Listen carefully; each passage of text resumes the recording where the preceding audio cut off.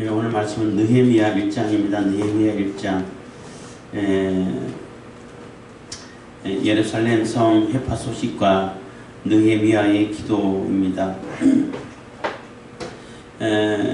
느헤미야라는 사람은 유다 총독으로 이렇게 발령받아갔던 사람인데 아닥사스다 왕의 술 관원장으로 있었는데 술 관원장이라 그러면은 뭐 술 따라주는 사람 뭐 별거 아닐 거 아니냐 이렇게 생각할 수 있는데 굉장히 중요한 직책이에요.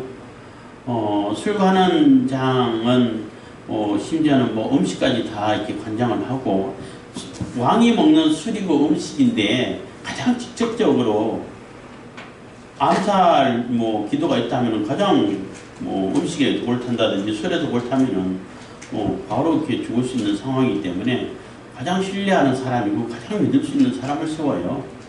그러다 보니까 가장 영향력이 있고 심지어는 잠자리 보살피는 거 그 경호까지 뭐 담당하는 경우도 있다고 해요.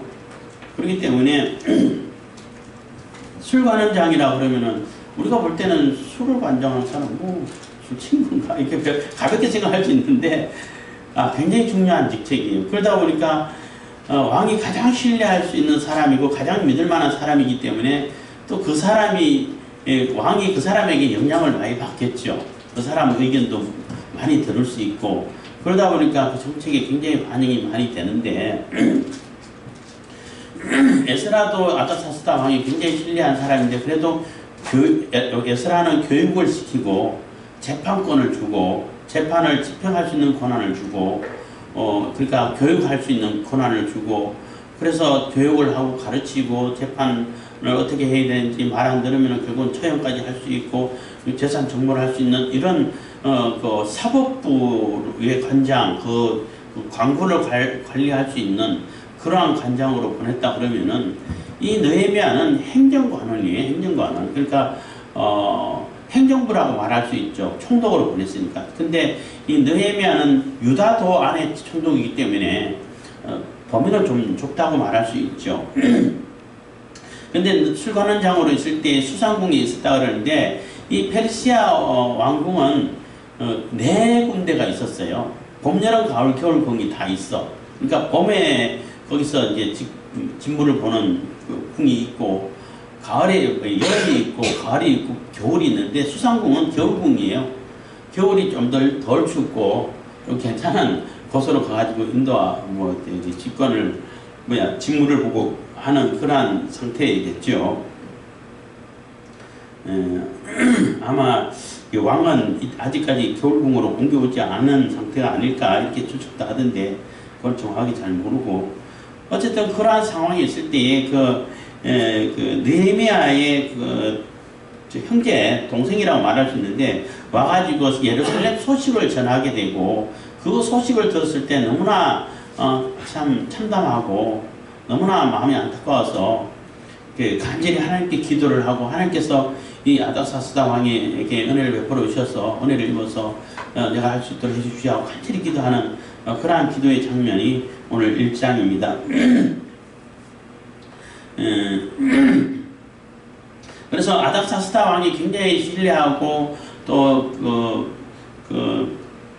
믿을 수 있는 그러한 신하가 에스라도 마찬가지로 에스라는 이제 율법학자고 제사장이고 하니까 그런 조언을 받고 또 이렇게 하는 그런 방향에서 그러한 분야에서 교육을 하고 하는 분야에서 굉장히 신뢰를 했다 그러면은 이 느헤미야는 직접적으로 더 신뢰를 했겠죠. 그래서 에스라가 귀환을 할 때 느헤미야는 안 보내는 거 아닐까 이런 생각을 해요. 너무나 가까이 있고 믿을 만한 사람이기 때문에 느헤미야까지 보내는 것은 이 왕이 너무 이렇게 그 일을 너무 허전해야 하고 너무 이렇게 업무를 뭐라 그럴까 믿을 만한 사람들이 너무 많이 보내는 거 아닐까 해서 안 보낸 것이 아닐까 이런 이제 추측도 하더라고요. 어쨌든 간에 에스라가 한 14년 먼저 이제 귀환을 했죠. 귀환을 했는데 예루살렘 상황이 어땠냐면은 예루살렘 성전을 먼저 짓고 그래도 방해해가지고 기초를 놨다가 방해하고 16년 동안 기다렸다가 겨우겨우 완공을 했는데 하고 난 다음에 성벽도 건설하려고 했겠죠. 뭐 바빌론 시대 때 무너졌던 성벽도 하나하나 쌓아가고 있는데 그럴 때 성전 공사하는데도 방해를 했는데 성벽은 더 방해를 심하게 하죠. 왜냐하면은 그 기독거리라든지 자기들의 그 관할이라든지 자기들이 마음대로 할 수 있는 그런 것을 성벽이 쌓아지면은 잘 못할 거 아니에요. 그러니까 그런 걸 보면은 유다도가 늦게 이렇게 새로 이렇게 독립되다든지 아니면 세워졌다든지 아니면은 굉장히 이게 그 정치적인 영향이 별로 많이 미치지 못하고 거기에 아람 시리아도라든지 그쪽 지역에서 서방 지역의 영향력이 더 크지 뭐 사마리아도까지는 아니지만 그쪽에 그 정치 권력이 더 가까이 있지 않았나, 더 영향력이 더 많이 미치지 않았나 이런 생각도 하게 돼요. 그래도 어쨌든 간에 유다도가 있는데 별 힘을 못 쓰고 맨날 이렇게 탈취당하고 또 막 이렇게 압제를 당하고 이런 상황에 놓여 있다는 거예요. 물론 이 당시 에스라를 파견할 그 당시도 그 서쪽 지역에 너무나 많은 반란이 일어나고 또 이게 정치적인 불안정이 있고 해서 교육관 또 이렇게 또 사법권을 가진 이런 에스라를 보내가지고 안정시키려고 노력을 많이 했고 했는데 그런 과정이 있었지만은 행정관료가 너무 이렇게 약하다 보니까 이게 성벽을 쌓아갈 때에 그때 반역도 많이 일어나고 애국도 떨어져 나가고 저기 로마 저기 있는 그쪽에도 떨어져 나가고 이렇게 그러니까 헬라도 떨어져 독립하고 나중에 헬라하고 전쟁하고 헬라한테 죽으라고 깨지고 이런 상태가 되다 보니까 이 반역자들이 이 유다도 이게 독립하려고 성벽을 세우려고 합니다 하고 그렇게 고발했을 때 이 아닥사스다 왕이 멈추라고 중지명령을 내렸어요. 성벽 쌓는 거를. 중지명령을 내리니까 그 반역이란데 대적자들이 뭐 심세 이런 사람들이 가가지고 그 조금 이렇게 세워놨던 거 그래도 보수해놨던 거 다 무너뜨려버리고 뭐 성문도 그냥 다 불태워버리고 이런 상황이 해갖고 계속 도둑질하고 그냥 압제하고 이런 상태가 계속 이어진다는 거죠.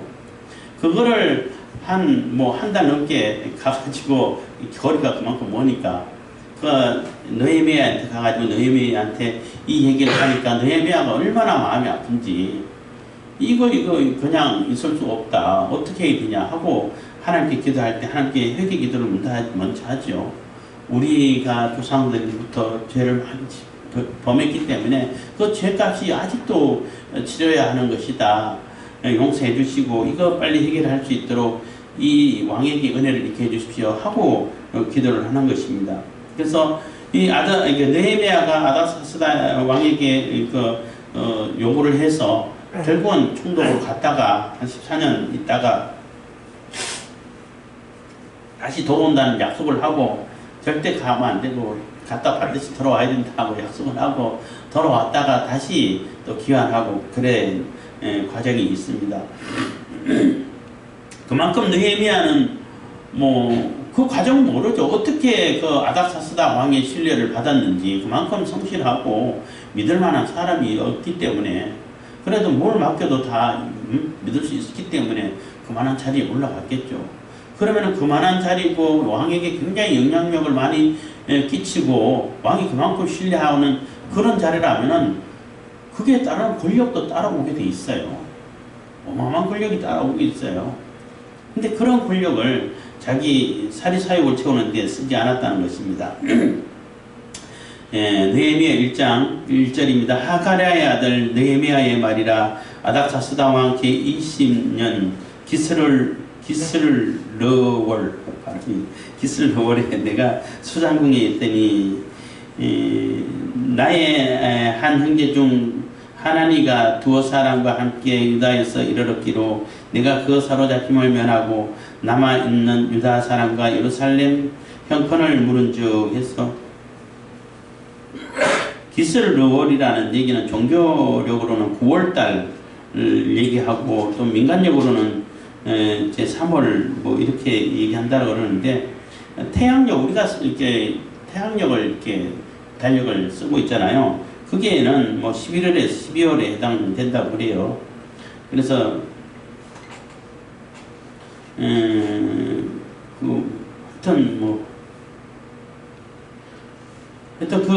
그러니까 11월, 12월쯤 되고, 민간력은 뭘 얘기하는지 모르겠네. 하여튼, 그 종교력, 6월절, 유대교 종교는, 6월절이라 해가지고, 출애굽을 한 그 해를 처음으로 시작해서, 새해로 시작해가지고, 따로 이렇게 섬기고, 따로 지키고 있는데, 어쨌든, 그런 달이라고 생각하시면 됩니다. 어쨌든 11월, 12월이니까 겨울이죠. 초겨울쯤 되는데, 그때 수상궁이 있었다는 것입니다. 왕은 아직까지 안 들어온 것 같기도 하고, 그러니까 수상궁으로 옮겨오지 않은 것 같기도 하고 하는 것입니다. 근데 그 시점에 이 소식을 들었다는 거죠. 물어보고 소식을 들었다는 얘기인 겁니다.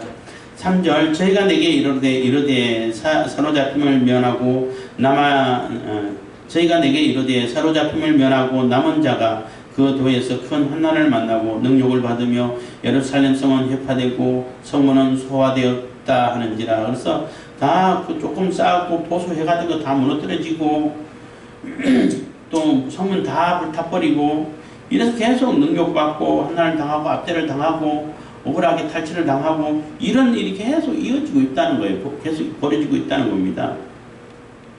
이 말을 듣고 앉아서 울고 수일 동안 슬퍼하며 하늘의 하나님 앞에 금식하며 기도하여 가로되 하늘의 하나님 여호와 크고 두려우신 하나님이여 주를 사랑하고 주의 계명을 지키는 자에게 언약을 지키시며 긍휼을 베푸시는 주여 간구하나이다. 그래서 그 소식을 듣고 수일 동안 금식하면서 슬퍼하고 하나님 앞에 기도를 했다는 거예요. 왕이 지금 들어와가지고 지금 술 업무를 감당하고 준비를 하고 있었겠지만 하게 되면은 그렇게까지 못했지 않았을까. 그래서 아직 느헤미야는 수상궁에 와 있고 같이 움직이겠죠. 먼저 와 있고 왕은 조금 나중에 이렇게 오게 되는 이런 상황이 아닌가 이런 생각도 하는데 하여튼 지금 금식하면서 슬퍼하고 하나님께 기도를 하고 있다는 거예요.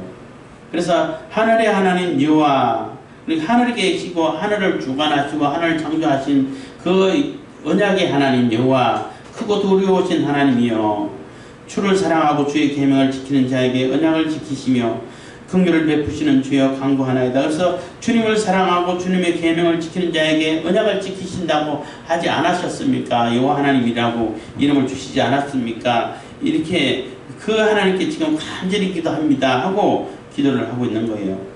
6절, 이제 종이 주의 종 이스라엘을 위하여 주야로 기도하오며 이스라엘 자손의 주 앞에서 범죄함을 자복하오니 주는 귀를 기울이시며 눈을 여사 종의 기도를 들으시옵소서. 나와 나의 아비 집이 범죄하여. 그래서 하나님께 간절히 기도하는데 지금 바벨론 포로로 와서 살다가 페르시아에서 계속 이어서 살고 이런 것이 계속 이어지는 것은 우리 조상들의 죄, 우리 죄뿐만 아니라 우리 조상들의 죄도 있고 거기에 대해서 우리 죄까지 있어서 그 죄값을 받고 있는 것입니다.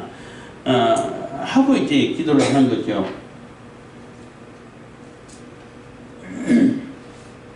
그래서 기도를 들어주십시오 하고 기도하는 것입니다. 7절, 주를 향하여 심히 악을 향하여 주의 종 모세에게 주께서 명하신 계명과 율례와 규례를 지키지 아니하였나이다. 그래서 하나님의 율법 하나님 말씀대로 살지 않았다는 거예요. 지키지 않았다는 거예요. 무시하고 살았다는 거죠. 그래서 이런 처벌을 받고 있는 상태가 됐는데 8절, 옛적에 주께서 주의 종 모세에게 명하여 가라사대 만일 너희가 범죄하면 내가 너희를 열국 중에 흩을 것이요 만일 내게로 들어와서 내 계명을 지켜 행하면 너희 쫓긴 자가 하늘 끝에 있을지라도 내가 거기서부터 모아 내 이름을 두려고 택한 곳에 돌아오게 하리라 하신 말씀을 이제 청컨대 기억하옵소서 해서 하나님께서 그때 말씀하셨다는 거예요. 약속하셨다는 거예요. 하나님 말씀 듣지 않고 또 범죄를 하고 하나님을 떠나서 우상숭배에 빠지고 가장 각종 악을 다 행하고 범죄하면은 하나님께서 다 흩어버린다고 하셨어요. 그래서 흩음을 당했다는 거예요. 그 범죄 때문에, 죄 때문에. 다 흩음을 당해가지고 바벨론으로 다 포로로 잡혀가고 그 북왕국 이스라엘은 아수르가 점령해가지고 온 사방을 다 흩어놓고 놓고 다 섞어놓고 이런 범죄를, 그러니까 이런 벌을 당했다는 거죠. 그런데 하나님께서 그것만 약속하신 거 아니라 그렇게 멀리 저 땅 끝에, 하늘 끝에 가 있을지라도 하나님께 회개하고 돌이키면은 다시 불러온다고 약속하지 않으셨습니까? 다시 회복시켜 주신다고 약속하지 않으셨습니까? 그 약속을 기억해 주십시오. 예, 이렇게 말씀을 근거로 이렇게 기도를 하고 있는 것입니다. 이들은 주께서 일찍 큰 권능과 강한 손으로 구속하신 주의 종이요 주의 백성이니이다. 그래서 이 백성들, 지금 기도하고 있는 이 압박을 당하고 한난을 당하는 이 백성들은 하나님께서 큰 권능과 강한 손으로 애굽에서 출애굽해하고 구속해서 건져주신 그러한 주님의 종이고 주의 백성입니다. 하나님의 종이라는 얘기는, 주님의 종이라는 얘기는 주님께서 책임져줘야 할 사람입니다. 물론 종이기 때문에 절대 복종을 해야죠. 주인은 그 종에게 먹는 거, 입는 거, 자는 거, 보호, 지켜주는 거, 이렇게 해줘야 할 의무가 있어요. 그 대신에 종은 절대 복종을 해야 돼. 주인이 죽으라고 하면 죽어야 돼. 죽는 흉내까지가 아니라 실질적으로 죽어야 할 정도로 복종을 해야 되는데, 이스라엘 백성들은 하나님 말씀 하나도 안 따랐어. 안 따르고, 복종도 안 하고, 지키지도 않고, 그리고 나 지켜주세요 하니까 말이 안 되죠. 그래서 하나님 징계를 받는 겁니다. 근데 하나님의 종이고 또 하나님의 백성 아닙니까? 주의 백성이니까 당연히 보호해야죠. 그 백성이 왕의 권한을 주고 왕에게 권세를 준 것은, 권력을 준 것은 대통령도 마찬가지입니다만 그 백성들을 보호하라고 준 거예요. 그 백성들이 안전하게 자기 생업에 집중할 수 있도록, 그 백성들이 근심 걱정 없이 내가 내 할 일을 잘 할 수 있도록 보호해주고 지켜주고 그것을 보장해주는, 그러기 때문에 그거 하라고 권력을 준 거예요. 그거 하기 때문에 우리가 또 세금을 내는 거예요. 세금 내고 또 국방의 의무, 이런 것 다 의무를 다 지키는 거예요. 그걸 지키면서 국가에서 그걸 지켜줘야 되는 거예요. 국민을. 그래서 나라의 권력이 세고 국력이 강할수록 그 국민을 함부로 못하죠. 근데 지난 정권에서 우리 나라 국민 공무원이 보니까 실족된 것 같더라고요. 배가 할 때 그냥 빠져버린 것 같더라고요. 그런데 그래서 둥둥 떠내려가지고 북한 지역에 넘어가서 발견했으면은 구해와야죠. 그게 나라가 할 일이에요. 그거 경을 넘어가면은 만약에 그 NLL 그걸 넘어가는 지역에서 발견됐다 그러면은 우리 국민이 저기 있으니까 국민만 데려오겠다. 응? 그거 건들지 말고 그것만 갈 때 그러니까 그걸 이해하고 통화 다 되잖아요. 그렇게 해서 데려와야지. 내버려 뒀단 말이에요. 그것도 몇 시간 동안 내버려 뒀다고 발견하고, 심지어는 보니까 중국 어민이에서 뭐 구했는지 하여튼 중국에 조끼를 입고 있고, 그럼 중국 배가 구해줬으면 빨리 데려다 주든가 하지 다시 바다로 빠뜨려 보내는 그런 게 어디 있어요. 그냥 건져내지는 않고 그냥 그걸 던져줬는지, 아니면 팔에 또 붕대도 감겨져 있었다는 얘기예요. 그러면 건졌으면은 한국에 쭉 보내줘야지 왜 다시 바다로 넣었는지 그것도 모르겠고, 어쨌든 간에 그거는 차차 하더라도 가서면 안 된다 하면은 전투락을 해서라도 데리고 와야지, 찾아와야지. 그 월북했다고 막 그렇게 되는데, 월북하더라도 너 왜 월북하려고 그래? 잡아와가지고 치료를 하든지 해야지. 그냥 거기서 맞아 죽도록, 총에 맞아 죽도록 내버려 두나요? 그거는 국가의 의무가 하는 게 아니야. 국가 의무가 아니에요. 그렇기 때문에 굉장히 큰 죄가 돼. 국가 최고 군 통수권자 대통령이 책임져야 되는 거예요. 그거는. 근데 꼬리 자르기 한 것 같아. 그거 굉장히 심각한 문제예요. 그거는 만약에 미국이라 그랬으면 그런 일이 과연 있을 수 있을까? 미국에서는 심지어는 그 뭐 전쟁하다 죽은 유골까지도 찾아가려고 그러는데 수천만 원 들어가지고 미국 유골 찾아주면은 뭐 몇천만 원, 2천만 원, 3천만 원인가 준다고 그 탈북자들이 그 북한에 있을 때 들었다는 거예요. 그래가지고 막 이렇게 전투 많은 장에서 그래서 뼈를 발견하면은 막 속여서 간대. 그런데 보면은 뼈 길이라든지 이렇게 해가지고 판정 나면은 받는다는 거예요. 근데 대부분 아닌 것이 많았다고 이런 얘기도 했는데 그렇게 찾아오려고 하는데 당연히 우리나라 국민이고 또 공무원이고 하면은 뭐 공무원이든 국민이든 간에 우리 국민이면은 나라 가서 지켜야죠. 그 군함들이 왜 있고 군인들이 왜 있는데 그런데 내버려 둬버렸잖아요. 그것도 몇 시간 동안. 국가 권력은 국민들을 보호하고 지키라고 있는 거예요. 그래서 하나님의 백성입니다 하면은 하나님이 지켜줘야 하는 하나님의 보호를 받는 백성입니다. 이런 얘기가 되는 거죠. 그러니까 우리가 이 백성들이 하나님의 종이고 주의 종이고 하나님 백성 아닙니까? 주의 백성 아닙니까? 보호해주고 지켜주십시오. 이렇게 기도를 하는 겁니다. 주여 구하오니 귀를 기울이사 종의 기도와 주의 이름을 경외하기를 기뻐하는 주여 구하오니 귀를 기울이사 종의 기도와 주의 이름을 경외하기를 기뻐하는 종들의 기도를 들으시고 오늘날 종으로 형통하여 이 사람 앞에서 은혜를 잊게 하옵소서. 이 사람은 이제 왕이겠죠. 아닥사스다 왕이 되겠습니다. 하였나니 그때 내가 왕의 술관원이 되었느니라 해서 술관원으로 있으면서 하나님께 지금 간절히 기도하는 종들, 그러니까 느헤미야도 기도하고 있지만은 느헤미야만 기도하고 있다는 것이 아니에요. 다른 사람도 많이 기도하고 있으니까 회복을 위한 기도하고 있으니까 기도를 들어주셔서 이렇게 형통하게 해주십시오. 형통하게 얘기는 내가 가서 이 느헤미야가 그만큼 마음 아프고 그만큼 절절하고 또 이거 빨리 어떻게 해결해야 된다 하는 그러한 간절함이 있기 때문에 결국은 느헤미야 내가 가서 그 일을 감당할 수 있었으면 좋겠습니다 하는 기도가 되는 거예요. 그래서 나 말고 딴 사람 보내세요 이게 아니고 내가 거기에 가장 부담이 많고 적빨리 해결해야 되는데 이런 마음이 절실하면은 그 내게 주신 사명이라고 생각해야 돼. 내게 주셔서 내가 할 수 있는 일이구나. 내가 할 수 있도록 그 여건을 만들어야 되는구나 라고 판단을 해야 되는 거예요. 그게 가장 좀 올바른 판단 중에 하나가 되는 겁니다. 그래서 그 하나님께 간절히 기도하고 있는 것은 이 문제를 해결해야 되지 않습니까? 이때 당시는 아닥사스다 왕이 짓지 마, 성벽 보수하지 마 하고 명령 내려놓은 상황이란 말이에요. 그런 상황에서 이대로 있으면은 결국은 다 이게 압제당하고 또 핍박당하고 또 잘못하다면 또 죽고 다 탈취당하고 뭐 이런 게 계속 이어질 텐데 이거 어떡합니까?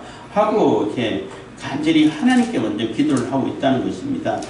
그래서 먼저 소식을 들었을 때에 정말로 그 소식을 듣고 마음이 아프고 그것을 해결할 수 있는 방법을 찾기 위해서 결국은 느헤미야가 내게 주어진 권력이 있고 내게 주어진 영향력이 있고 내가 할 수 있는 분야가 있는데 그거 할 수 있게 해주십시오 하고 기도를 하는 거예요. 그래서 가장 먼저 우리가 해야 할 것은 하나님께 먼저 기도하는 것이 중요한 거예요. 하나님께 간절히 기도하고 하나님께 기도할 때에 하나님께서 은혜를 베풀어 주셔서 그 아닥사스다 왕의 마음을 움직여줘야 그게 되는 것이지. 아닥사스다 왕은 느헤미야를 보내고 싶지가 않아. 왜냐하면 워낙 신뢰가 가고 그러니까 내 곁에서 떠나보내고 싶지 않은 그러한 정도의 신뢰성을 얻은 관원이기 때문에 신하기 때문에 안 보내고 싶어요.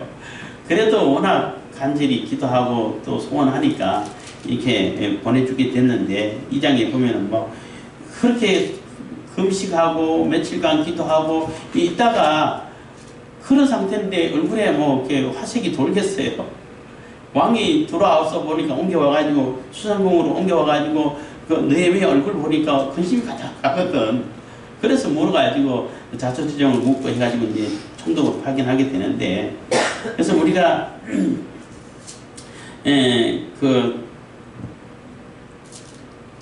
우리가 마음에 부담이 되고 또 마음에 아픔이 되고 그래서 하나님께 기도할 수밖에 없고 하나님께서 해결해 주십시오 하고 간절히 기도하는, 물론 기도의 삶도 있어요. 있고, 그래서 가장 그래도 내가 잘할 수 있고 내가 가진 권력이라든지 내가 가진 영향력이라든지 이런 걸 가지고 해결할 수 있는 길이면은 내가 하는 것이 맞아요.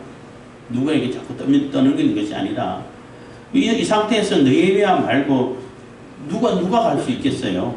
누가 보낸다고 한들 그 일을 제대로 할 수 있겠냐는 겁니다. 그래서 우리가 우리 어려움, 그러니까 우리가 가진 것을 가지고 우리 나라를 위해서, 또 하나님께서 세우시는 그런 하나님 나라를 위해서, 또 우리가 세워가야 할 그런 하나님께서 기뻐하시는 나라를 세워가는 데 있어서 우리가 쓸 수 있도록, 그래서 내게 가진 여러 가지 모든 조건들을, 여러 가지 그 재료들을, 여러 가지 이익들을 경건의 재료로 써야 된다는 거예요. 쉽게 얘기한다면은 경건을 이익의 재료로 삼으면 이건 하나님께 심판받을 일이야. 그렇지만 내 모든 이익을 가지고 경건의 재료로 삼으려고 하면은 내가 가진 이익들, 내가 가진 그러한 도구들이 좋으면 좋을수록 훨씬 더 효과가 크게 나타나게 돼 있어요. 권력이 세면 센수록 훨씬 더 일이 수월하게 된다는 얘기가 되는 거죠. 그래서 여러분들이 가지고 있는 그러한 뭐 탤런트, 뭐 권력 뭐 이런지 모르겠습니다. 있습니다. 나름대로 권력, 또 도구들, 또 재능들, 또 전문 지식들, 이게 훨씬 더 전문화시키고 훨씬 더 이렇게 좋은 그러한 질을 가진 그러한 그 도구를 만들 필요가 있어요. 그래야 하나님 일하는데 훨씬 수월하고 효과가 크게 나타나고 열매가 크게 열려요. 그래서 우리는 경건을 이익의 재료로 삼는 사람이 아니라 내 모든 이익을 들여서 경건의 재료를 삼는, 그래서 하나님 나라를 세우고 하나님 나라를 지키는데 내가 조그만 것이지만 보탤 수 있는 이러한 생각을 가지시고 그러한 사고방식을 가지시고 하나님 앞에 나아가고 하나님 앞에 기도할 수 있는 그러한 저와 여러분들 다 되길 바라겠습니다. 기도하겠습니다. 사랑해 주시는 감사합니다. 이 시간에도 은혜와 복을